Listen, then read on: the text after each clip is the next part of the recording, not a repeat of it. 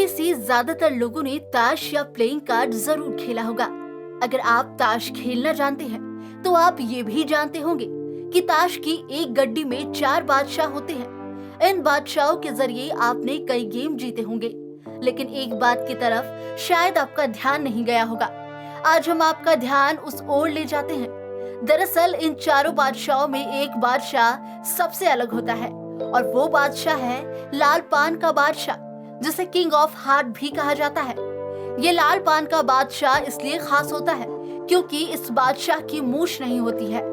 वैसे शायद ही आपने पहले कभी इस बात पर गौर किया होगा कि एक बादशाह की मूछ क्यों नहीं है। तो आज हम आपको बताते हैं कि लाल पान के बादशाह में ऐसा क्या खास होता है कि इनके मूछ नहीं बनाई जाती। दरअसल लाल पान के पत्ते पर बने बादशाह को लेकर कई तरह की कहानियां हैं। ये कहानियां बताती है कि आखिर लाल पान के बादशाह की मूछ क्यों नहीं है। एक कहानी के मुताबिक ब्रिटेन के अखबार द गार्डियन की तरफ से कहा गया कि शुरुआत में इस राजा की भी मूछें होती थी, लेकिन एक बार जब कार्ड को रीडिजाइन किया जा रहा था तब डिजाइनर उनकी मूछ बनाना भूल गया। तब से किंग ऑफ हार्ट बिना मूछों वाला राजा हो गया। वैसे इस गलती को न सुधारने की एक और वजह भी मानी जाती है। King of heart French king Charlemagne की तस्वीर है, जो दिखने में सुंदर और मशहूर भी थी, इसलिए उन्होंने सबसे अलग दिखने की चाह में अपनी मूछें हटा दी थी।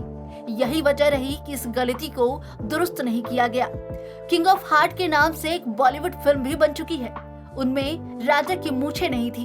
एक कहानी बताती है कि एक राजा के 4 बेटे थे और ताश के पत्ते पर बने बादशाह उनके प्रतीक हैं। इन चारों राजकुमारों में एक की मूछ नहीं थी, इस वजह से लाल पान के पत्ते के बादशाह पर मूछ नहीं होती है।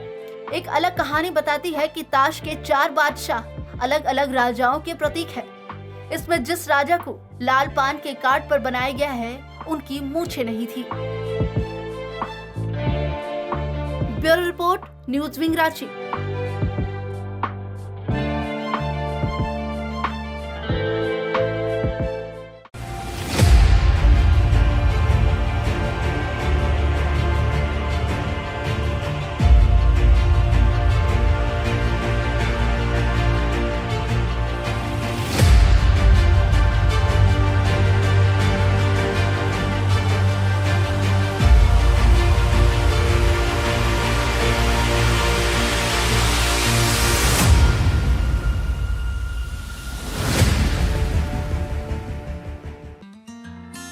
Giridih is a small place, and we have like very less facilities in terms of education and this kind of infrastructure.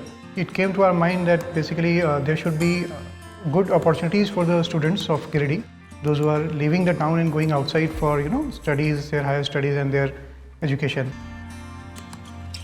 I wanted my son to start with the coding classes, so I researched it online. I got through all the reviews and everything. Then I got in touch with the White Hat representatives, and I was very happy with the progress and all how he was doing. So then I thought that why not to implement it in our school so that all the students are able to learn this thing. I started coding because we can make our thoughts real. We can interact with the computer. White Hat Junior is helping me to create a web browser. And I think on this part, White Hat is actually leading, on this coding platform. It is definitely a very good platform and one should implement in every school.